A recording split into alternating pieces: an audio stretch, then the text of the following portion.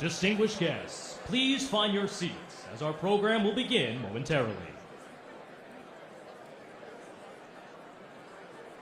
Thank you for joining us for Governor Kathy Hochul's 2026 State of the State Address. Before we begin our program, we'd like to acknowledge the many distinguished guests that have joined us today. We are honored to have members of both the New York State Senate and the New York State Assembly with us. Please give a round of applause to our friends in the state legislature.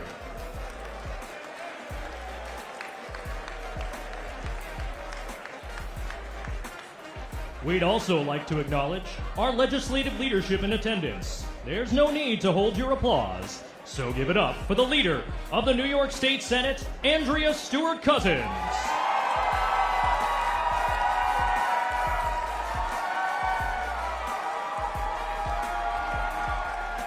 The Speaker of the New York State Assembly, Carl Hastie.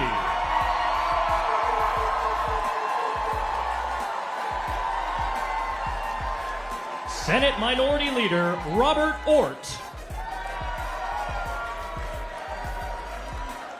Assembly Minority Leader, William Barclay. Deputy Majority Leader of the Senate, Michael Gianaris. And Majority Leader of the Assembly, Crystal Peoples-Stokes.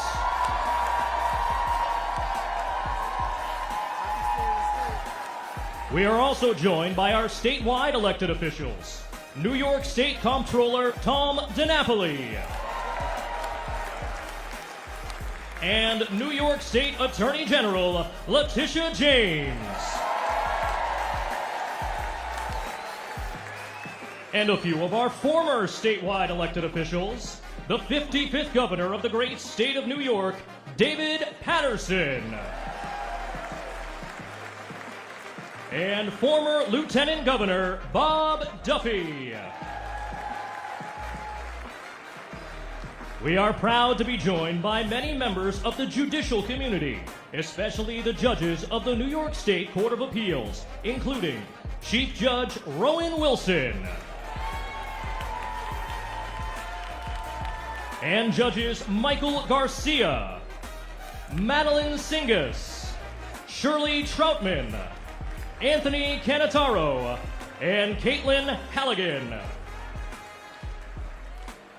Please give a round of applause for Secretary to the Governor, Karen Persicelli-Keogh. Counsel to the Governor, Brian Mahana, as well as the Governor's entire senior staff team. We also welcome the many local elected leaders who have joined us, including county executives from across New York State. All mayors in attendance, especially our newly elected officials. Mayor of Albany, Dorsey Apliers.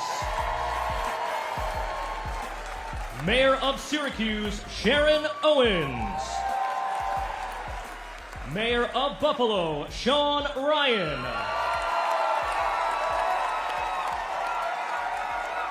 And Mayor of New York City, Zoran Mamdani. Leadership from county legislatures as well as city and town councils. Borough presidents and town supervisors. District attorneys, sheriffs, and all members of law enforcement. Representatives and leadership from our First Nations territories. All faith leaders in attendance today, especially representatives of the Governor's Interfaith Council, led by Reverend A.R. Bernard. Members of the Governor's Cabinet who have joined us today. And we'd like to acknowledge the many labor leaders who are here representing their members. Please give a round of applause for our labor community. As we close out today's acknowledgments, we want to thank each and every one of you for joining us. From nonprofit leaders to business executives and community advocates to public servants, your advocacy and support makes our state the best it can be. and we are truly honored to have you with us today. Please keep one more round of applause for yourselves and all of our distinguished guests.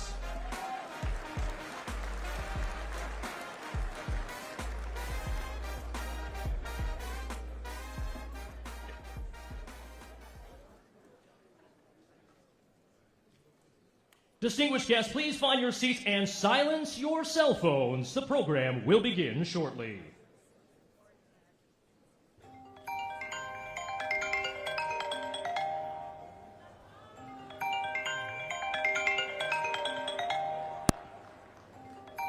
Yes, even your phone speaker, Hasty.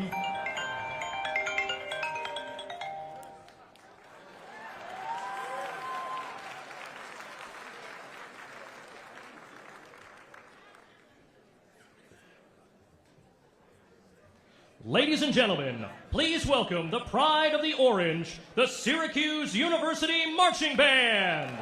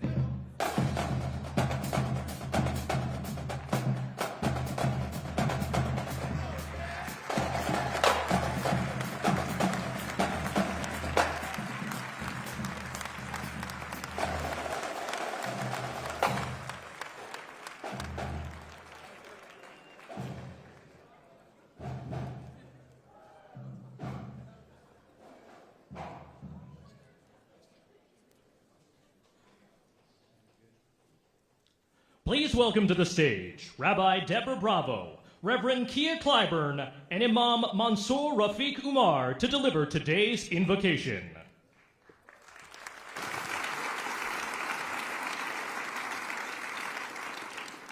Adonai Eloheinu v'Elohei imotenu v'avotenu, our God of our mothers and of our fathers, grant guidance to our governor, Kathy Hochul, and to the great leaders of the magnificent state of New York.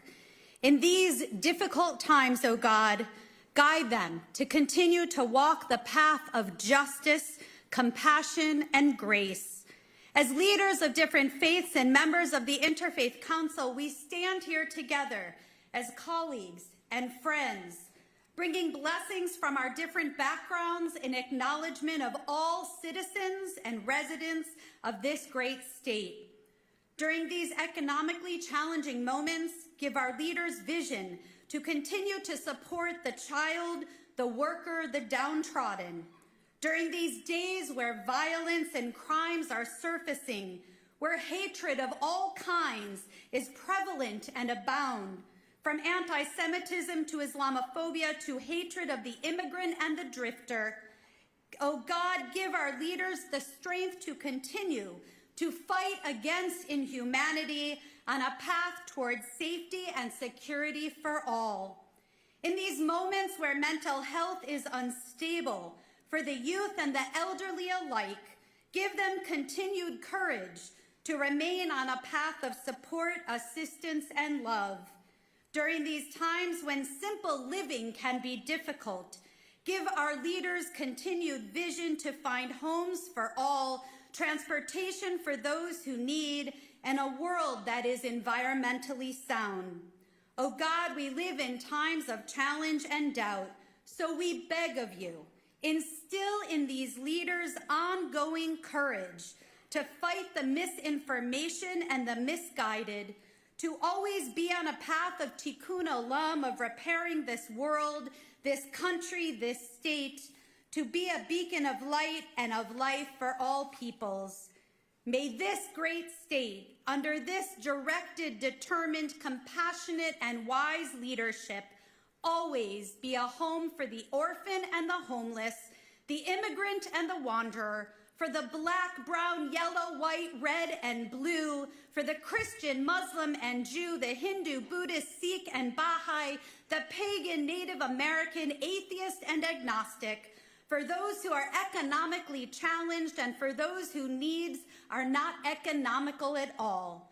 From the city streets of the boroughs to the neighborhoods of the suburbs, from the upstate farms to the banks of the Niagara, may no inch be unwatched, no soul be omitted, no idea be too small. May our leaders be driven by ethical principles of honesty, compassion, and fairness, as all leaders should be, but are not. As Justice Ruth Bader Ginsburg said, fight for the things that you care about, but do it in a way that will lead others to join you.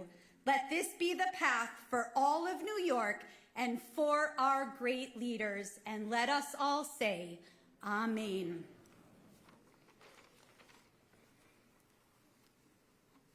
If you can bow your heads with me, as the word declares, now my eyes are open and my ears attentive to the prayers that are offered in this place. To the one who was, who is, and who is to come, the architect of justice, the author of peace, and the sustainer of truth, we pause in this sacred moment, not out of routine, but out of reverence and relationship. Not merely to mark a tradition, but summons the strength, clarity, and courage needed for fueling a promising future. Our state, the Empire State, New York, is more than just a place to visit on a map. We are the blueprint of justice, so we need you, O Lord, to set and to rest and to rule and to abide in and through this place. You're welcome from Harlem, Hamlin, to Hampton and to the Hamptons, from Westchester County to and throughout Western New York. Dwell in all corners of our state. We earnestly pray for every legislator, policymaker, public servant, servant leader, and beyond. We lift before you our governor, the Honorable Kathy Hochul. Crown her with courage, clothe her with clarity, and gird her with grace for the road ahead. Let this year, O Lord, be the year where the least are lifted, the lost are found, and the voiceless are heard.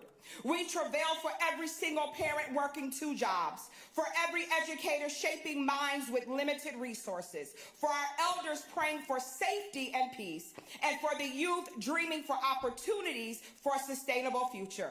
Please show grace to those suffering homelessness, helplessness, addiction, abuse, and mental illness. Let our state continue to be the model of hope, harmony, and healing for the nation and for the world.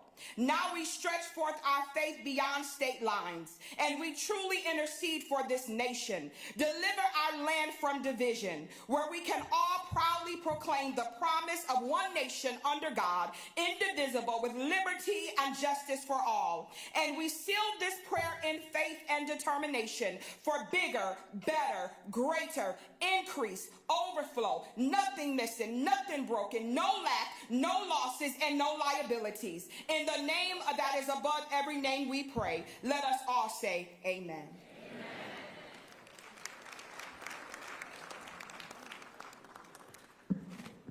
Respected leaders from around the state, in the name of God Almighty, I greet you with the Islamic greetings of peace. Assalam. On behalf of all of us, I want to thank our wonderful Governor Kathy Hochul for inviting us here today to send our blessings upon the administration and our state. The state of this great state of New York, and by the way, the best of our union, and I'm not shy to say it, is of paramount importance to us all. To those in attendance here, and to our faith communities watching live in their homes. It offers us an opportunity to bestow blessings upon our leader, for the guidance of our leadership benefits the entirety of those under her care. It also offers us the chance to know of the outlook and trajectory of our state for the rest of 2026. As optimistic an outlook we may have, in order to know where we are going, we must know where we currently stand. This requires a balanced ear. Balancing the yays with the nays while remaining steadfast is a fine art. We are blessed with an administration that has this canny ability to decipher the nuances between a grievant and an intentional noisemaker, and with the ability to march forward undeterred in its desire to always improve the condition of its people. These are the tenets that gel our society and keep this state of New York together. This is only possible when we humble ourselves and recognize where we are. Leaders are not voted in nor elected to dominate the power of the pulpit, nor to become a politicized puppet of the podium. Rather, politics is listed under public service. Knowing that leadership means servitude is the recipe for true success. This is captured in our prophetic tradition, which states, Sayyidul Qawwami Khadimuhum, which means the leader of a people is their servant. As the Imam of the Muslim community of Bethlehem and the president of Halal Watch, I must hold myself accountable first and must humble myself to these guiding principles.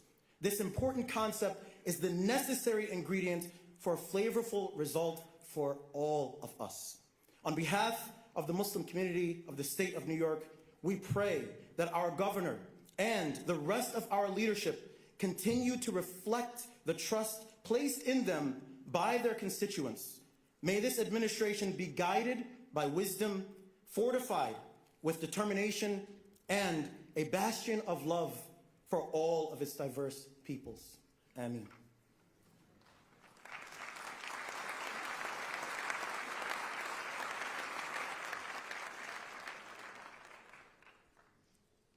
Now please rise for the posting of the state and national colors by members of the New York State Police Color Guard.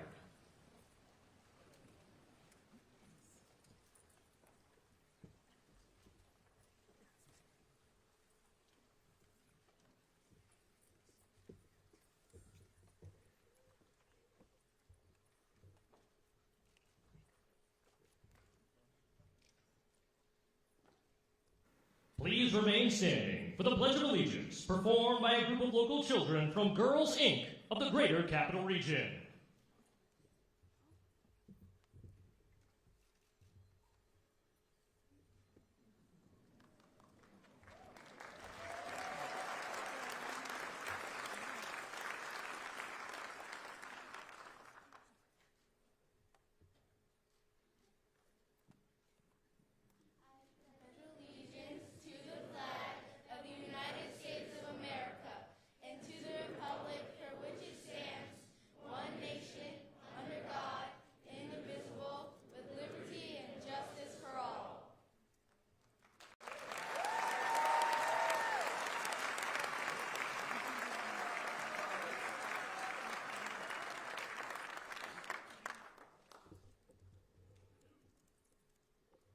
Please welcome to the stage FDNY firefighter Regina Wilson to perform the national anthem.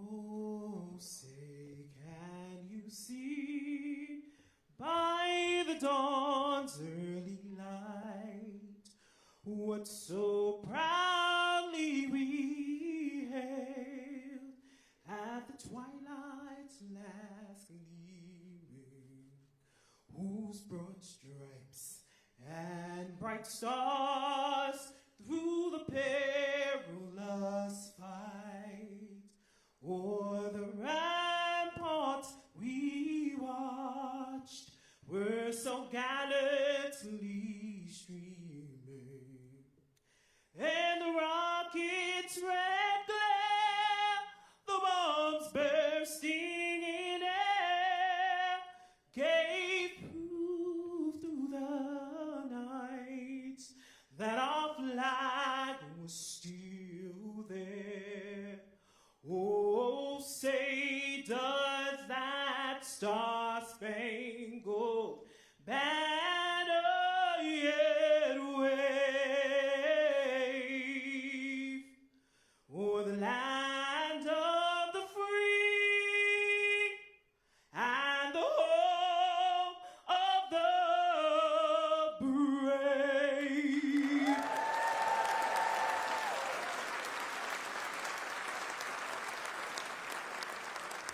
Please be seated as the Guard retires the colors.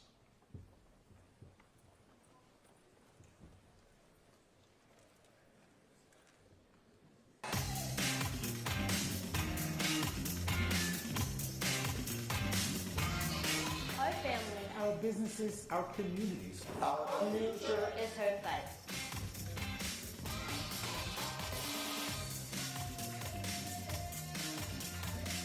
I'm Fern Drescher, and I'm a New Yorker. I'm a New Yorker. I'm a New Yorker. We are New Yorkers. 2025 was a tough year. Washington made things harder, Costs went up. Uncertainty went up. and families were left paying the price. It was a tough year. New Yorkers were tougher. While Washington played games, our governor got to work.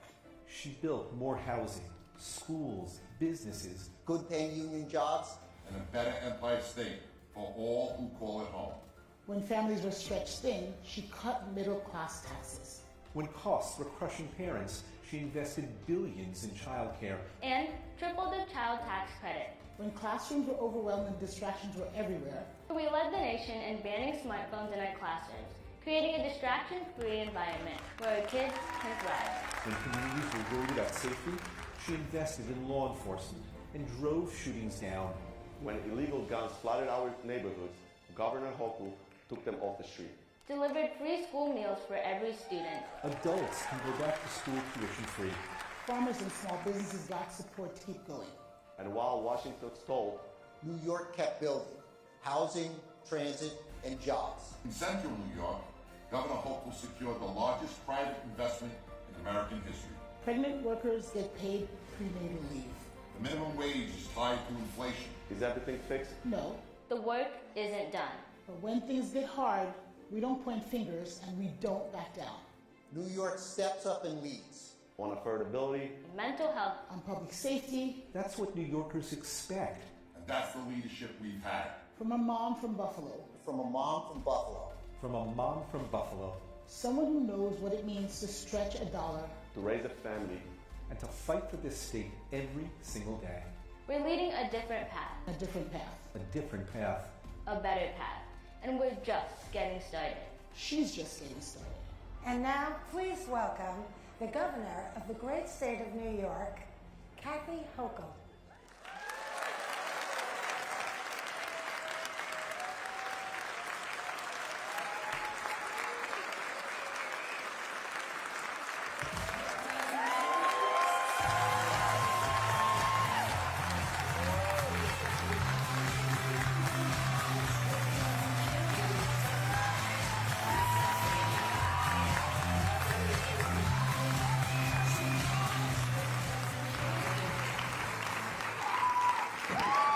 Thank you, thank you. Thank you so much. Hello, New York. Well, welcome. And I want to, what do you think of that marching band from Syracuse University? Gotta get that in, go Orange. But I also want to thank them for being one of the best marching bands in the entire country. Not just me, but everyone else is saying that as well. But also, we have a lot to accomplish here today. And I want to first of all recognize and acknowledge the leader of the Senate, Andrea Stewart Cousins, and Assembly Speaker Carl Heastie,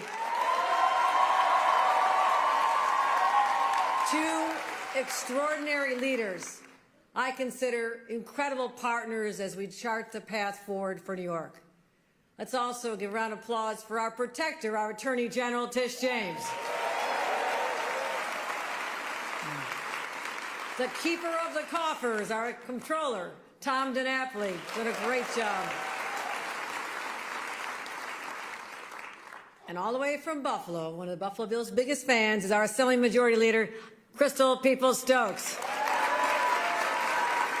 I'd like to recognize Senate Minority Leader Rob Ortt, Assembly Minority Leader Will Barkley, the judges of the Court of Appeals, the Mayor of New York City, Mayor Zoran Mamdani, and mayors and county executives from all across the state. Thank you for coming here today. We have representatives from Labor and many other distinguished guests. Let's hear it for Labor. Members of my incredible cabinet, led by Secretary Karen Persicilli-Keough, Catherine Garcia, the head of state operations, and the entire executive team. And I'm very proud to acknowledge New York's first ever First Gentleman, my husband, Bill Hochul.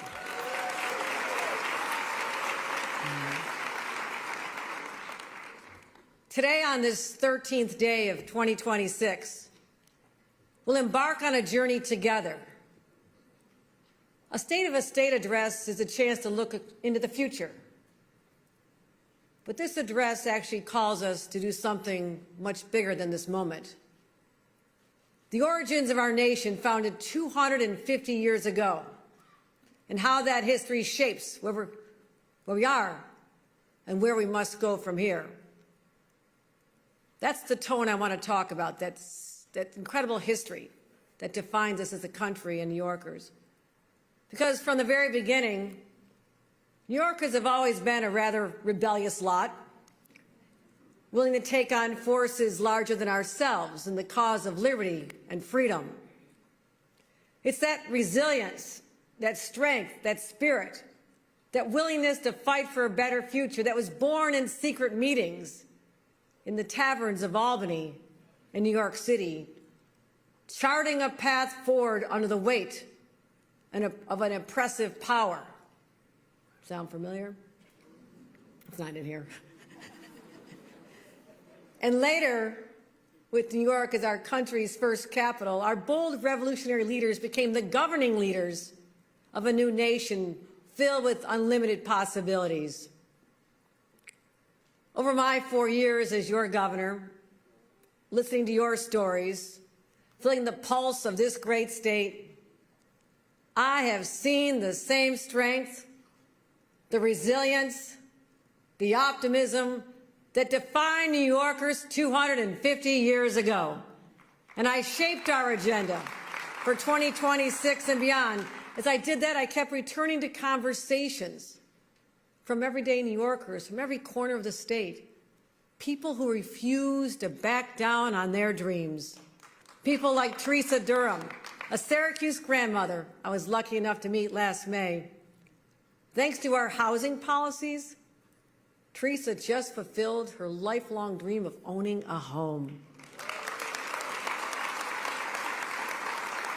People like Deborah Koenigsberg, who owns a clothing boutique in the Flatiron District.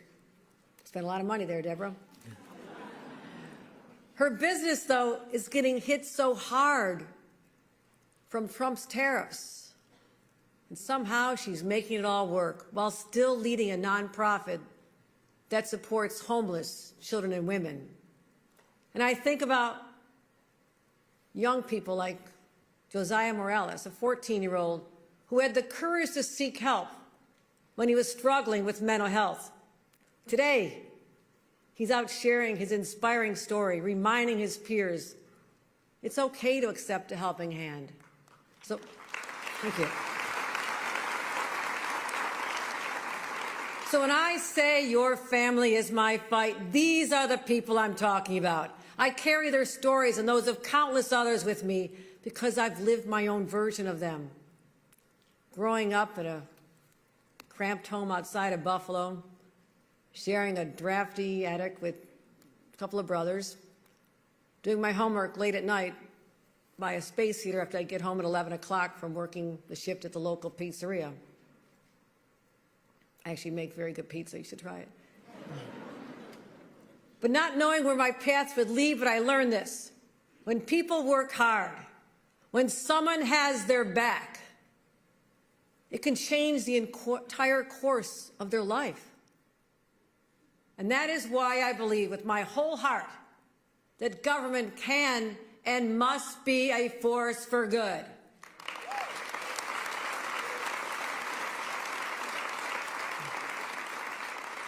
And over the last 4 years, we've proven it. We took our state emerging from a crisis and powered a comeback that few thought was possible. Crime is down. Crime is down in the places New Yorkers feel it the most, on our streets and our subways. Our communities are safer than they've been in years. And we know people need a safe place to live.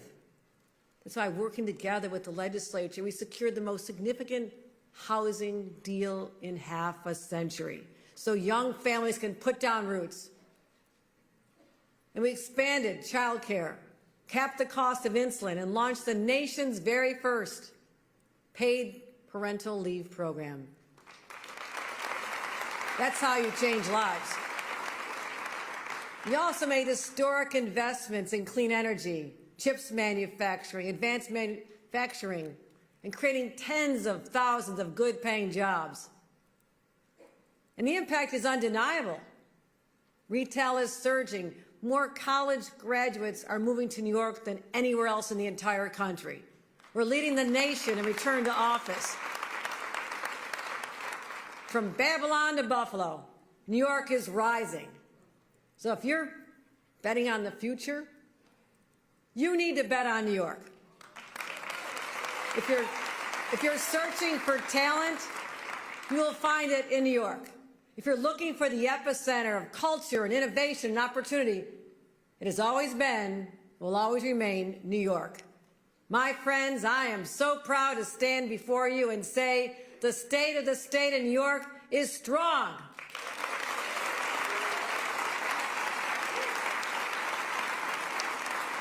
And we're just getting started. But I need to level with you. This moment carries real threats from Donald Trump and his enablers in Congress, driving up costs on everything from groceries to farm equipment through these reckless tariffs, killing major infrastructure projects that put union members to work, tearing apart nursing immigrant mothers from their babies and calling it public safety. And just last week, the World Watch has an immigration operation in Minneapolis that never should have been there, left a child without a mother, and a community, and indeed a nation, shattered. It's all part of an agenda that only makes our lives harder. But here's the thing about New Yorkers, we don't back down. We rise up. And when they tried to take away funding for our first responders and law enforcement, we made them restore it. When they tried to kill congestion pricing, we beat them back in court again and again.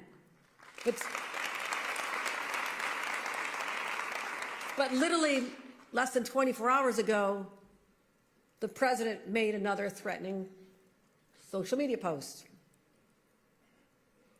Mr. President, the message is still the same. We will not bow to a wannabe king, and the congestion pricing is staying on.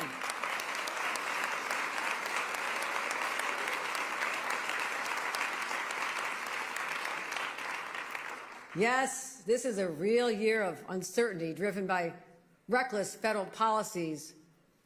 Washington's chaos is hitting our bottom line, but here's the good news. We built the boat to withstand the storm.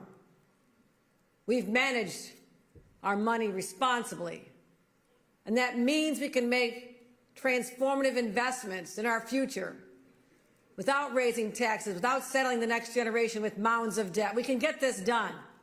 4 years ago, we laid out a bold vision, and I took responsibility to deliver and make it real. As we head into 2026, we are seeing the results. Clean hydropower for the first time flowing from Quebec to over 1 million homes in New York City.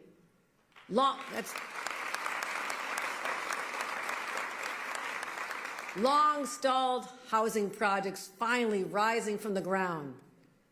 A new stadium bringing pride and investment to Western New York. Go Bills! Now, you're all allowed to say go Bills. Thank you. Okay. See, I'm trying to unite downstate and upstate. This is the best thing I've got, right? We also have the brand new Belmont Park carrying racing into the future. The World Cup, drawing soccer fans around the globe. They're coming here. And critical infrastructure is finally being rebuilt, from the Port Authority bus terminal to our bridges and tunnels, to expanding the 2nd Avenue subway even further. And the Interborough Express will connect Queens and Brooklyn like never before. It's all moving forward in 2026. Even the renovations at Penn Station that I got the president to finally focus on and pay for, long dreamed about, are on a path forward. Also, families look at a little more breathing room with another minimum wage hike, better paid family leave, a child tax credit up to $1,000 per child under the age of 4. And let me say this.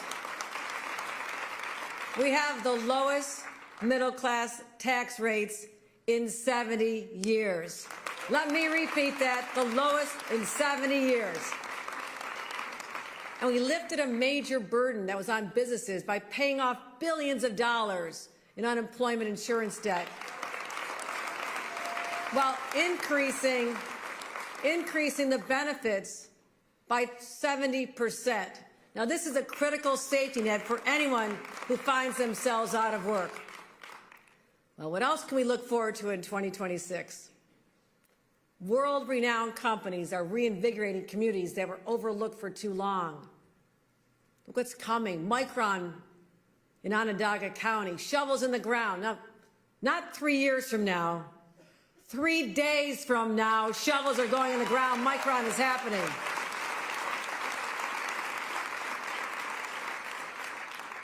Fairlife in Monroe County, Chobani in Oneida County. These wins are the results of fights we took on, investments we made, and a future we chose together.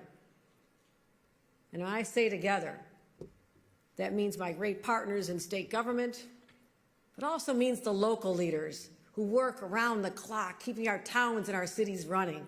Let's hear from a few of them. We are New York. We are New York. We are New York. We are New York. Across the state, local leaders are building opportunity. Street by street, neighborhood by neighborhood, turning visions into results that people can see and feel. But none of us can do this alone. and progress doesn't happen without leadership from the top. Leaders like Governor Kathy Hochul. Governor Kathy Hochul. Since she took office in 2021, Governor Hochul has delivered really unprecedented investments in our crime analysis centers. Investing in law enforcement. She's helped small cities like Peekskill flourish. A $230 million hospital. $3.2 million to support 50 units of affordable housing. $10 million more for economic development projects creating jobs in Western New York. The single largest economic development investment in our county's history. $400 million in state investments to revitalize our downtown. She's been focused on making New York more affordable and is a trusted partner in our shared fight for universal childcare. We're committed to working with Governor Hochul to make affordable, high-quality childcare. Take it from someone who's leading the city of Poughkeepsie, who works in the village of Hempstead, Northtown, Newburgh, Buffalo, the city of Yonkers. Every single day. When New Yorkers work together, we can accomplish anything. Governor Hochul gets that. She's delivered for us so that we can deliver for you. She has our back because she knows we are New York. We are New York. We are New York. We are New York. Yes. Yes, we are New York. And as your governor, I'm so proud to lead the fight to protect our communities, build an economy that works for all. And today, I'm here to tell you how we're going to continue that fight. And it starts and ends with making life more affordable. Whether we're talking about childcare, groceries, utility bills, one thing is clear. Parents, veterans, disabled, seniors, they all need relief. And that's why last year, working with this legislature, we put upwards of $5,000 back in the pockets of hard-working New Yorkers. Well, that's the good news. But now, Washington Republicans are waging an all-out war on the middle class, driving up costs, leaving states to pick up the pieces. So this year, while Washington takes a machete to our safety net, I'm doubling down on the fight for a more affordable New York, starting with child care. For parents, working parents, no cost is more overwhelming. And I know how urgent this is because I lived it.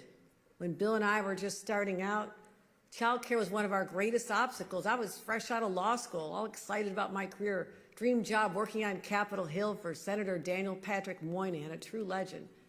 When our babies arrived, and I'm happy they came, but I had to give up that career. No, they're great kids. They're now giving me other babies, which is great. But we simply couldn't find available, affordable childcare like so many other people then and now. It was heartbreaking. It was tough then, but for too many families today, it is almost impossible. Get this. In New York City, childcare costs between $26,000 and $40,000 a year. For that price, your toddler should be fluent in 3 languages and doing your taxes.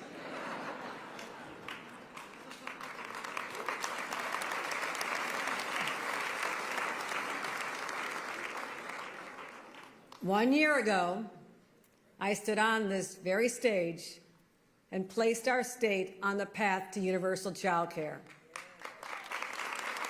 Today, I stand before you with a clear roadmap to show you how we'll get there, building on over $8 billion in child care investments we have made since 2022.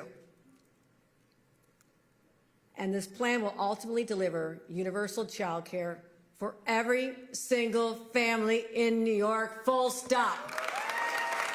Full stop. Now, the work has already begun. 5 days ago, I stood with Mayor Mondami. We stood together. Thank you. Thank you. Thank you. Come on. Republicans have kids too. You can stand.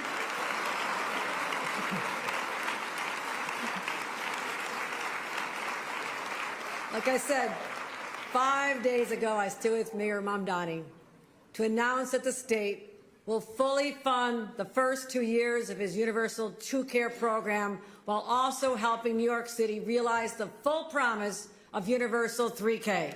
We made that commitment and we'll keep it and beyond. Statewide, we're taking a different but equally ambitious approach. We're promising universal pre-K for every single 4-year-old by 2028. And this year, we'll pilot community-wide child care to provide year-round, full-day, affordable care for newborns to 3-year-olds. And we'll build on that proven success of our state child care assistance program and our voucher program so tens of thousands more families can access high-quality care for no more than $15 a week. And thanks to our strong economy, we have the revenues to get these initiatives off the ground. But to keep the momentum going, we also need partnership with the private sector. So we'll work with employers, improve tax incentives for those who invest in child care benefits. I want New York to be the #1 place for anyone to start a family and build their future right here. When we do that, we all win. Our classrooms are fuller, our economy is stronger, and our communities are richer in every sense of the word. But affordability doesn't stop at child care. Right now, the average New York household pays nearly $1,700 per year just to keep the lights on and the heat running. Now, we've got some challenges. Donald Trump's stop work order on offshore wind only makes it worse in the long run. And I'm fighting that every step of the way. But while that battle continues, we're taking action now. Streamlining utility assistance, helping homeowners make energy-efficient upgrades, and protecting New Yorkers who are being blindsided by exorbitant rate hikes. We can make energy more affordable and reliable while still leading the nation in sustainable investments, leaving this state even stronger for our children and grandchildren. And there's another affordability issue that's been apparent for years. Anybody out there own a car? The sky-high cost of auto insurance. Now, in many parts of our state, owning an automobile is not a luxury, it's a necessity. Yet, New Yorkers pay the highest auto insurance rates in the nation, averaging $4,000 a year, $1,500 more than the national average. Now, not because New Yorkers are doing anything wrong. I'm sure they're all really good drivers, right? I think they are. But why? Because of rampant fraud and runaway litigation costs are jacking up the prices. Now, let me be clear how that happens. When the system allows out-of-control payouts, those costs get passed on to you in the form of higher monthly premium bills. New Yorkers should not pay more for the same coverage. And this is the year we're going to do something about it. We're putting the brakes on fraud. We're ending a system that rewards illegal behavior. And if you are driving drunk, driving without a license, or committing a felony at the time of the crash, you should not get a payday. This is about finally standing up for millions of New York drivers who deserve a break.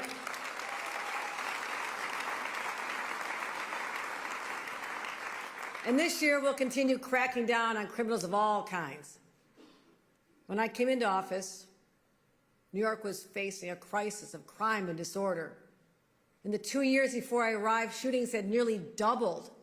Repeat offenders were cycling in and out of the criminal justice system, and too many people felt unsafe. I promised New Yorkers I would do everything in my power to restore safety and security. And we backed that promise with action. We made unprecedented investments in police and public safety, over $3 billion. We enacted the strongest gun laws in the nation, along with common sense reforms to keep serial offenders off the streets and to stop criminals from walking free on technicalities. We also equipped the police with the best technology, deployed more officers in the subway, and we formed specialized units to crack down on retail theft and also on domestic violence. 4 years later, crime is hitting record lows. Shootings, homicides, subway crime, all down. But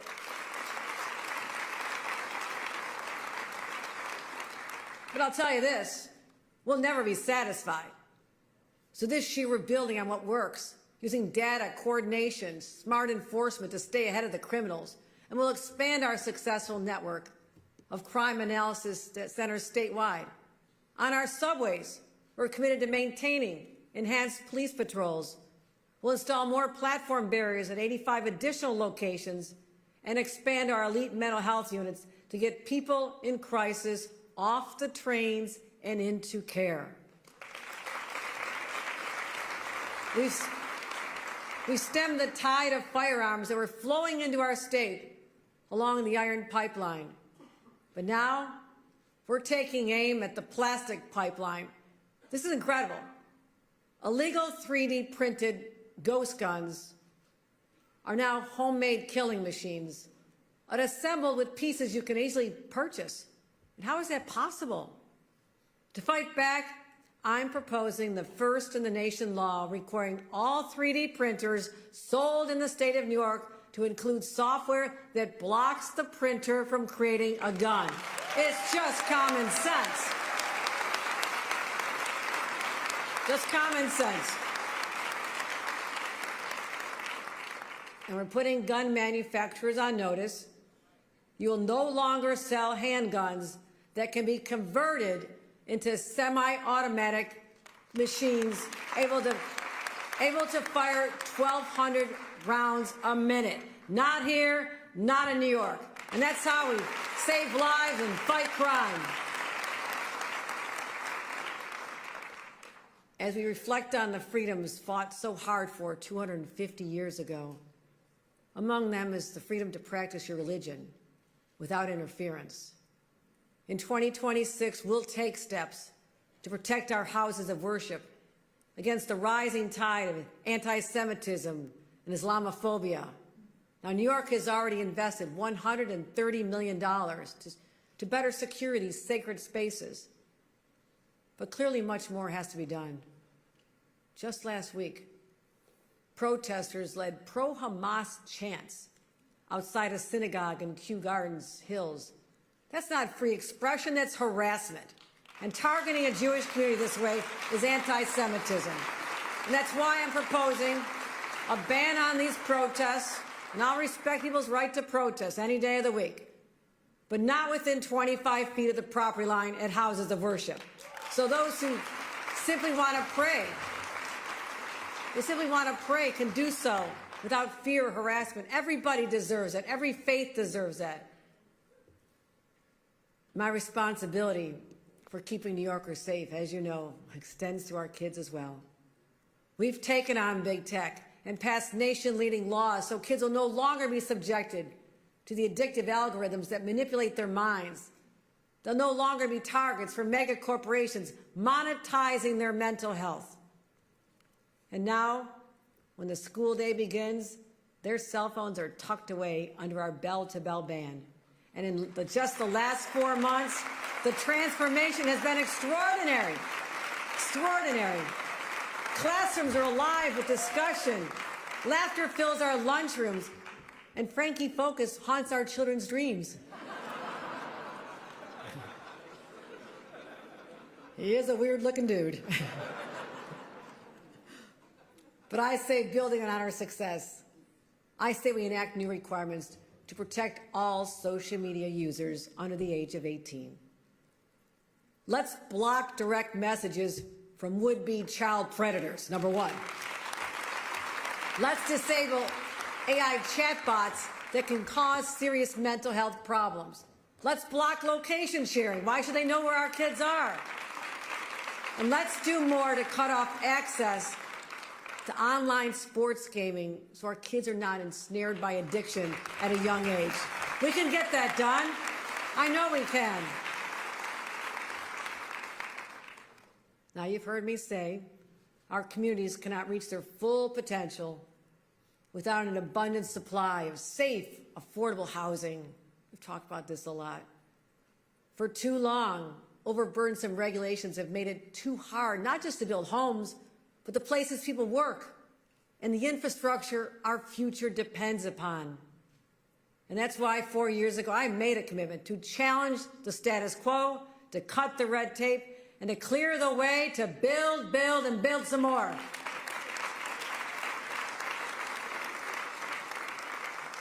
We took on a system that was failing our families and passed the most significant housing deal in 50 years. We got that done.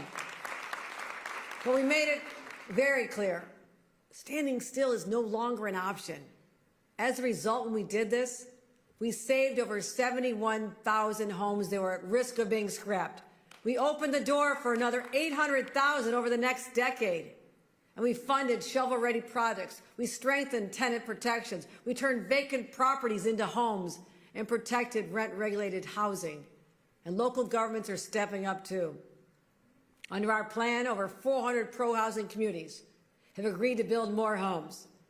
Not because we lead with carrots, because we lead with carrots. I started with a stick. Went right away to carrots. Eat your carrots. But under my approach, we have communities saying yes to building housing for the first time ever. They're stepping up. And I thank those communities. At first, we started with just 20 communities that were willing to step forward and say, I'll build more housing to get my hands on $650 million. I think everybody realized, we'd like to share that money too. So we're going to keep changing the culture around building. We have 400 communities. We're going to keep building this. And this year, we're going to invest an additional $250 million into affordable housing and $100 million to scale innovative manufactured housing that lowers costs and speeds constructions. These homes are beautiful, my friends. This is not the trailer park my parents started life in, that tiny rundown building. This is incredible. You can't tell the difference. I've visited so many of them. We'll also update our tax incentives to help owners of rent-regulated buildings in New York City make the repairs and investments to get more housing stock online. And we'll crack down on the worst landlords with increased penalties and strengthen rent relief for seniors and New Yorkers with disabilities. But as far as we've still come, there's a lot of projects still stuck. Not because they're bad ideas, but because of the system itself.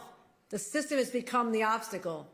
Even projects everybody agrees we need, affordable housing, clean energy, critical infrastructure, can spend years trapped in red tape, pushing up the costs and pushing opportunity further and further out of reach.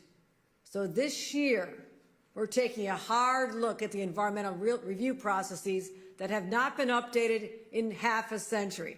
Now, right now, they slow down the very projects that help us fight climate change, create housing, and strengthen our communities. That's why in this budget, I'm proposing a simple, common sense update. When communities say yes to housing, infrastructure, clean energy, we're going to let them build. And when a town or city decides to move forward, they should not get stuck in regulatory hell. Now, cutting red tape doesn't end at the construction site. It extends to government, too. This year will eliminate onerous, outdated regulations and leverage cutting-edge technology to show us how to make government work better. But we'll also do it the old-fashioned way, talking to small business owners and other impacted businesses about the bureaucratic barriers that are holding them back. People deserve to know their tax dollars are being spent wisely and that their government is operating efficiently. While we're bringing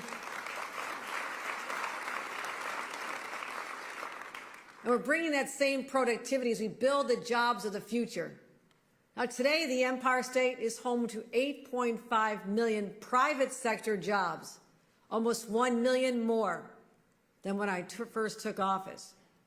And now we're forging ahead, tapping into the creativity that has always defined our state. Just looking back 200 years ago, the Erie Canal made New York State an industrial powerhouse. It's sustained generations of jobs, good-paying manufacturing jobs in entire communities. But those jobs, when they were shipped overseas in the 1970s, communities like mine paid the price. I remember when the steel plant shut down in Buffalo. It took a toll. And I remember seeing the pain from the out of business signs, businesses gone dark, the drawn faces I saw on the sidewalk that have lost hope. None of my siblings, we have a big Irish Catholic family, right? Lots of siblings. They couldn't even stay in the town they wanted to grow up and raise their kids in. The lesson that taught me will never be forgotten. New York should never be left at the mercy of decisions made far away with no regard for the people here at home. So we're ushering in a rebirth of manufacturing, one that's built to last. In 2022, we enacted the nation's largest semiconductor incentive program, ensuring that the defining technology of our time would be built in New York by New Yorkers. We're already landing the world's largest chip makers, but to ensure that these opportunities are within reach for all, not just reserved for a select few, I'm going to be investing $500 million to help all New Yorkers gain the skills they need to succeed. We'll do that. Let's go way back, though. It starts with the fundamentals you learn in school. And that's why 2 years ago, I took on some strong interest and insisted that we go back to basics on how we teach our kids to read for the first time in 20 years.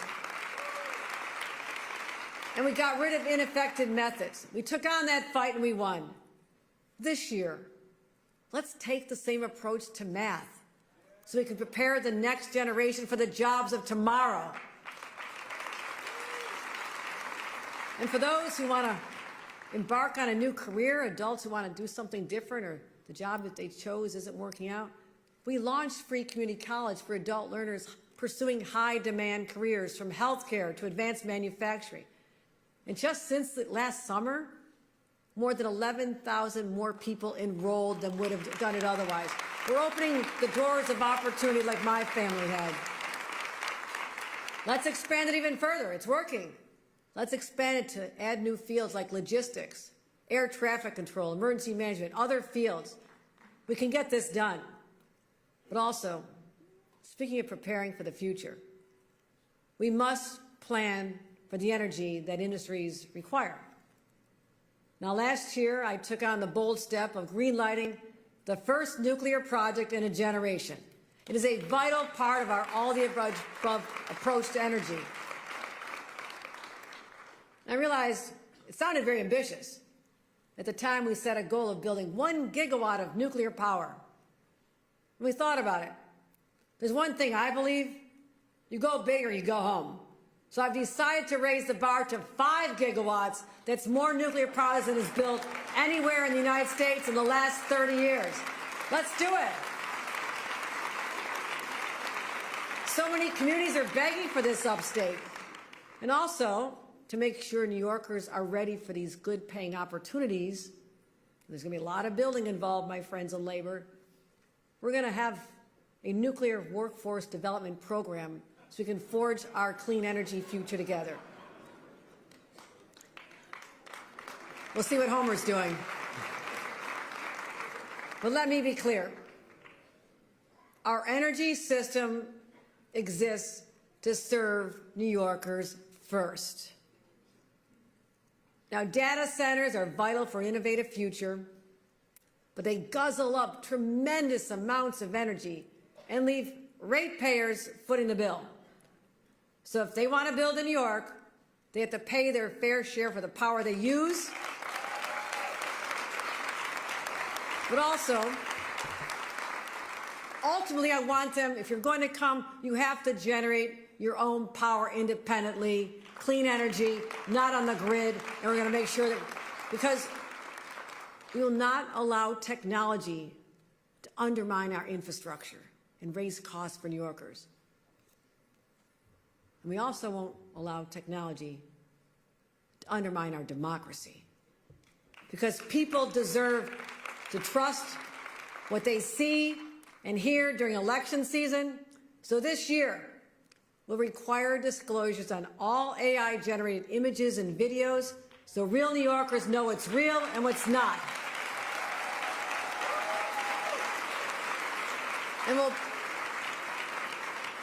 And we'll strengthen our existing laws that will prohibit deepfakes that impersonate candidates, deceive voters, and manipulate elections.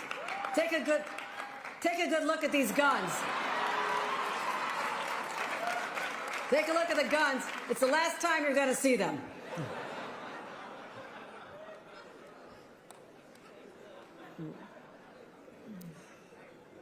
But all jokes aside, New York has always been a place where fundamental rights are vigorously defended. At a moment when those rights are under direct attack, New York is doing what we've always done. We're standing firm. When Roe v. Wade was overturned, we acted immediately, protecting abortion access and shielding patients and providers from political persecution. We enshrined the Equal Rights Amendment in our state constitution, and we strengthened one of the nation's oldest human rights laws. But over the last year, that record has come under siege by the Trump administration.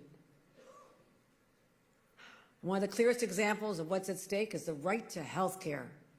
Republicans in Washington want to drive up premiums, deny coverage, and force families to choose between seeing a doctor and paying their rent. Here in New York, we're going to fight like hell to stop them. This year, we'll protect affordable health care for more than 1.3 million New Yorkers at risk of losing it. That's how we stand up. We're also protecting access to life-saving vaccines. Last year, when pharmacies started turning people away, I literally had to declare an emergency, and we had to expand who could prescribe and administer vaccines so no New Yorker is left unprotected. And think about our kids.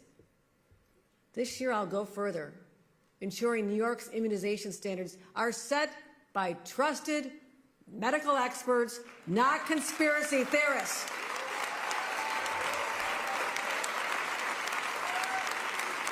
Crazy idea, right? Also, protecting New Yorkers also means this: standing up to ICE agents who abuse their power.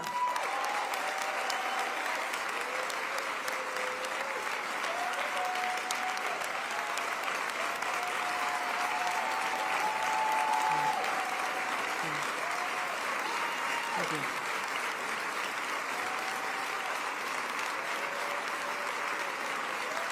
Thank you. Well, New York is a state that was built by immigrants. People like my own grandparents who fled great poverty in Ireland. And we don't forget where we came from. Over the last year, communities across New York, from farms in Sackett's Harbor to factories in Cuyahoga County to high schools on Long Island, have been shaken by aggressive federal immigration actions that go too far. Yesterday, they arrested an analyst at New York City Hall, an analyst with legal work authorization. Have you met an analyst lately? I mean, they're really not threatening. They're not the baddest of the bad. I mean, they're just doing their jobs. Is that person really a threat? Come on. I'll do whatever it takes to protect New Yorkers from criminals any day of the week. I always have, always will. But people of all political beliefs are saying the same thing. What we've seen lately has gone too far, and enough is enough. So,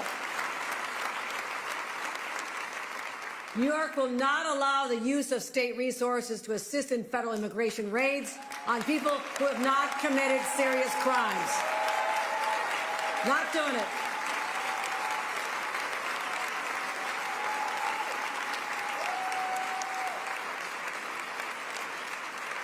Let me be clear. Public safety will always come first, but it must be pursued lawfully and with humanity. We will not allow masked ICE agents to storm our schools, our daycare centers, our hospitals, our houses of worship for civil immigration raids unless they have a judicial warrant. And guess what that means? Signed by a judge.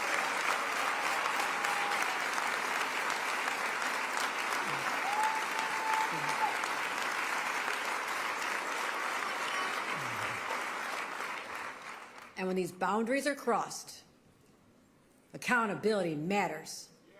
No one, from the president on down, is above the law. Let me repeat, no one. And that's why I will allow to move to have New Yorkers hold ICE agents and others accountable in court when they act outside their scope of duties. Now we need accountability. This does not interfere with local law enforcement or public safety. It simply affirms a core truth. Power does not justify abuse. And if someone's constitutional rights are violated here in the state of New York, I say they deserve their day in court. No matter what happens in Washington, no matter who's in the White House, rest assured, your family, your future are my fight. And, you know, history has proven when freedom is on the line, New York shows up, beginning with the ordinary people who stood up and fought for their freedoms and values when they were under attack 250 years ago. We are the patriots. We are not. No. Wrong. Patriots. Get rid of that. Not those patriots who fought. You guys screwing around. The patriots who forged a new nation. We are the people who shed blood at Saratoga, blazed a trail from Seneca Falls, demanded dignity at Stonewall. And when the American experiment was put to the test, when the path was darkest, it is New Yorkers who light the way forward.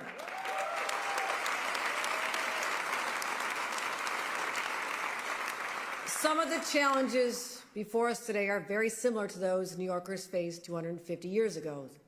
Others are new.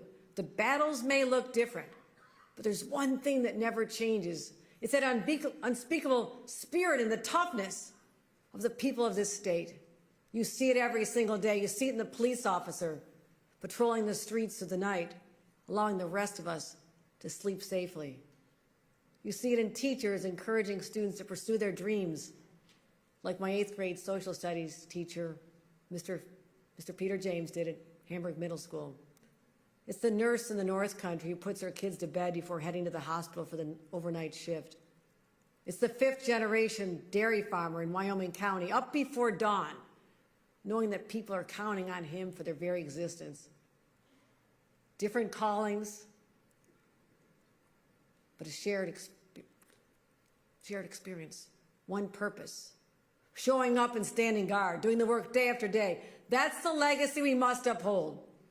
And I believe that 250 years from now, people will look back at this moment in time and ask, did we stand up and fight for the most fundamental rights when they were under attack? Did we stand up and protect New York as a beacon of opportunity for people all over the world? A place where you can raise a family without being crushed by bills, where you can afford a home, where you can start a business or work a farm without being destroyed by tariffs. Did we properly invest in education, knowing that an educated populace may be our best defense against tyranny? And when long-cherished rights were stripped away and our very democracy was threatened, did we stand up and fight back and protect them? Now, to each of these questions, I know New Yorkers will accept no answer other than a resounding yes. And that, my friends, is the essence of my 2026 State of the State. In the weeks ahead, working with Leader Stuart Cousins and Speaker Hastie, we'll find even more ways to deliver for New Yorkers, just as we've done these last 5 years. Because there's one thing I know. So New Yorkers move forward with strength and compassion side by side. There's no challenge we can't meet, no tyrant we can't beat, no future we can't build. So let's build that future together with enthusiasm, optimism, and with fearlessness. It must be tough. We have to be strong. And just to conclude, I say this. What else can you possibly say on a day like today other than, let's go Bills!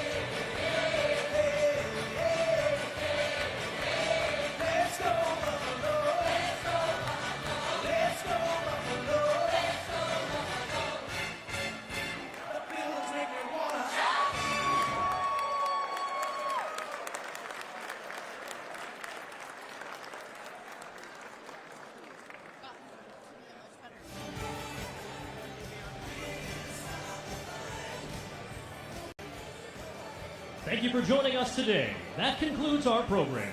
Please join us downstairs in the Convention Center for a reception with Governor Hochul.